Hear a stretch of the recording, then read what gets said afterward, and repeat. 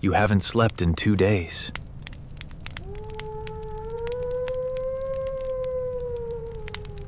Not because you can't, but because if you do, the fire goes out.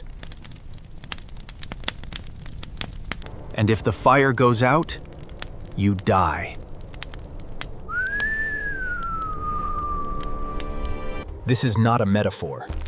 For hundreds of thousands of years, fire was the single most important thing they possessed. More important than tools. More important than food. It was the line between being alive and not. And someone had to watch it. Every night. Always. We don't talk about this enough.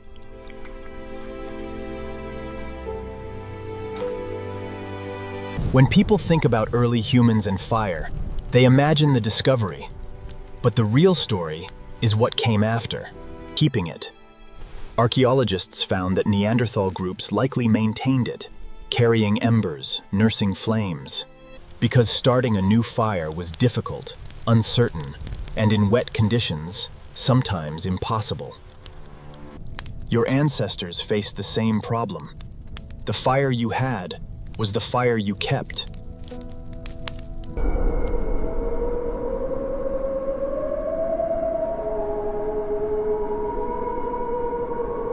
The obvious answer is warmth. In freezing temperatures, warmth was survival. Fire changed biology. Cooked food is easier to digest, releases more calories, and kills parasites. The shift to cooking allowed the human gut to shrink and the brain to grow. You are built by fire, and it changed the night. It pushed the darkness back. For most animals, darkness is danger, but fire created a circle of safety. And so the elders gathered, their stories swirling like the smoke from the fire, weaving the history of our people. Nighttime talk was dominated by stories, moral lessons wrapped in dramatic events.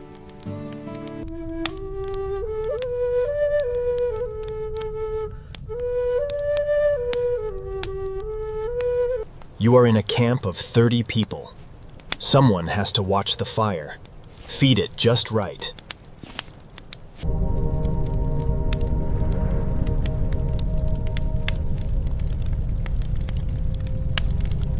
At Wonderwerk Cave, ash layers are thick and continuous, suggesting ongoing, sustained fire maintenance.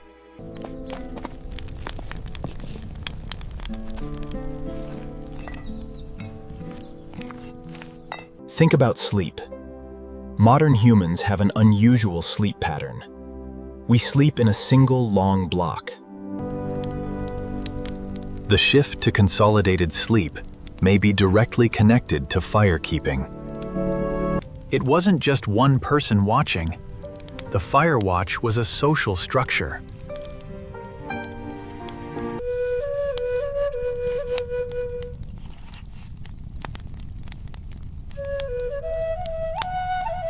Nursing mothers kept an eye on the coals. The fire watch taught people to rely on each other. Trust that when you closed your eyes, someone else would be awake. That trust is the foundation of community. Now let's talk about what happened when the fire went out. The simplest solution was to get fire from someone else. Carrying live embers from camp to camp.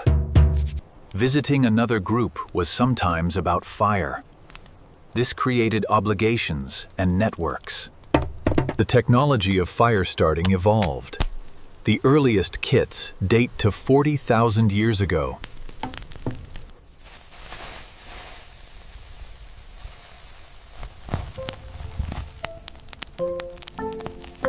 Researchers have found materials used to bank coals, to slow burn them through the night. You are awake at 3 in the morning. You lay 2 pieces across the coals at an angle.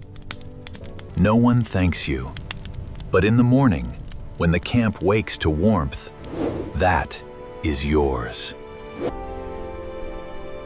There is a reason fire appears in the mythology of nearly every culture on Earth. Prometheus, the Cherokee, the Vedic texts. Every culture built itself around a fire. Fire wasn't just a tool, it was a relationship.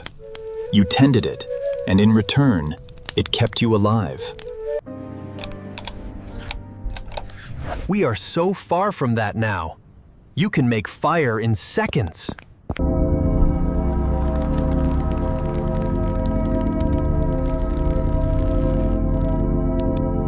But your body still remembers.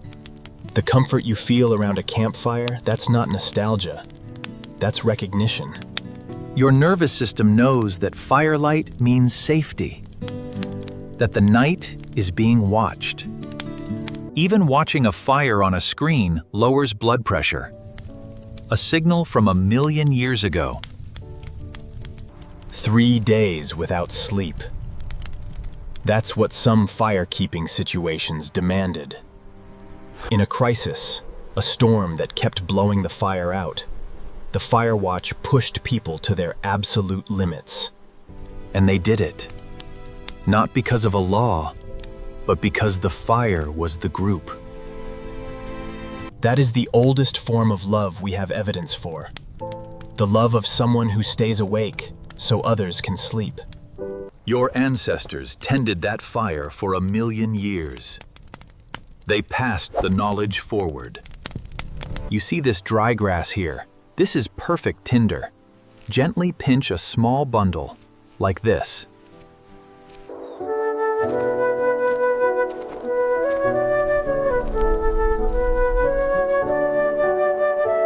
They stayed awake in the cold, watching a flame, so their loved ones could sleep.